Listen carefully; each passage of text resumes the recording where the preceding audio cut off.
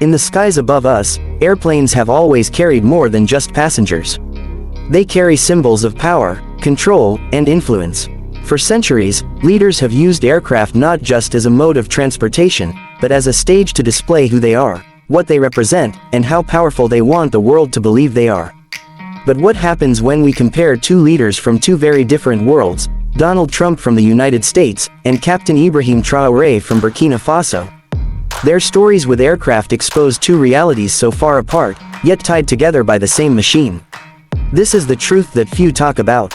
Donald Trump has always been synonymous with extravagance, with luxury, and with showmanship.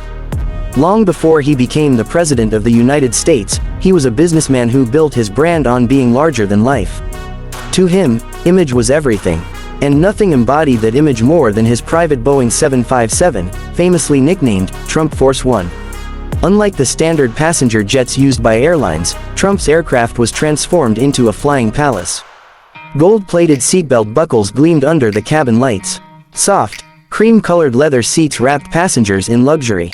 High-end wooden finishes, advanced entertainment systems, and the Trump family crest displayed across the plane turned it into a powerful message.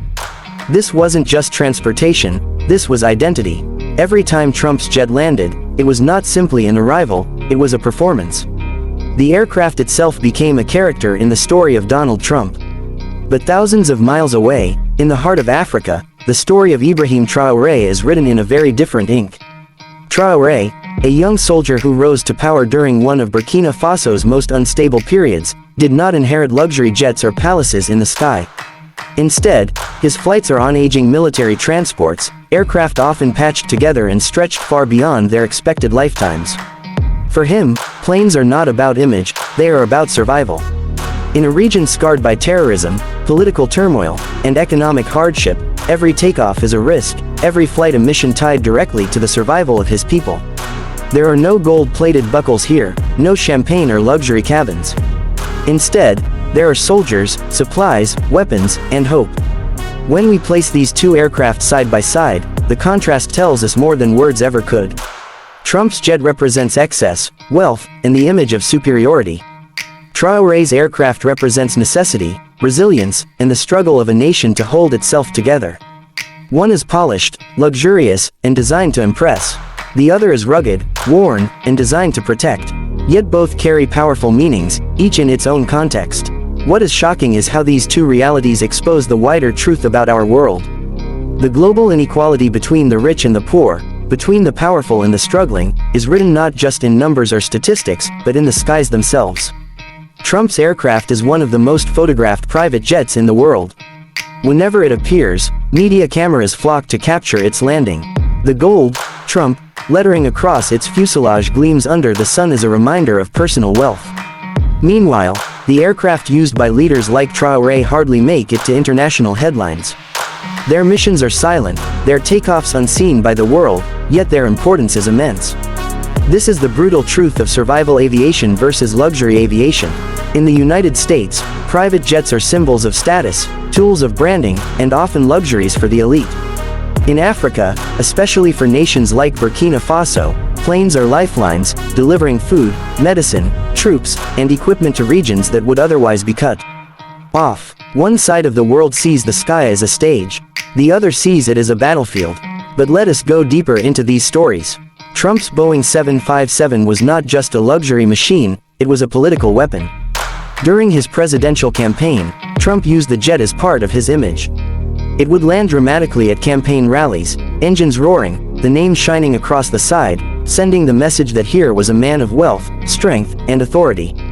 The aircraft itself became part of his brand of politics, strong, bold, unapologetically rich. Every time he stepped off the stairs of his plane, it was an act of theater, designed to captivate both supporters and critics alike. Traoré's planes, however, are not stage props. They are silent partners in the struggle of a nation. Burkina Faso, surrounded by threats from extremist groups, depends on its air force to carry out missions that are often matters of life and death. The aircraft may not have the shine of Trump's 757, but they carry soldiers into battle, deliver crucial supplies to remote villages, and evacuate the wounded from conflict zones. For Traoré, every flight is not about spectacle, it is about survival. There are no cameras, no cheering crowds, only the heavy responsibility of keeping his nation alive. This stark difference tells us something profound. While one leader uses planes to project wealth, another uses them to preserve existence. While one man's aircraft is designed to impress voters and international media, another man's aircraft is designed to protect a fragile nation under constant threat. This is not just a story of two leaders, it is a story of two worlds. And yet, both stories reveal the same underlying truth: airplanes are not neutral. They are mirrors. They reflect the realities of those who fly them. In Trump's case, the mirror shows wealth, excess, and power. In Traoré's case, the mirror shows hardship, resilience, and sacrifice. One man sits in a chair plated with gold. The other sits in a cockpit where every screw and bolt may be the difference between life and death. The deeper truth, however, is about inequality.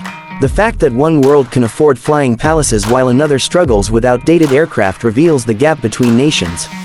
It reveals how global politics decides who gets access to modern technology and who is left behind. When Trump's 757 roars across the sky, it is not just a jet, it is a reminder of a system where wealth concentrates in the hands of a few. When Traoré's aircraft struggles through dust and danger, it is a reminder of how entire nations fight simply to survive. But here is the paradox: both aircraft, in their own way, are powerful. Trump's plane gave him image, recognition, and influence.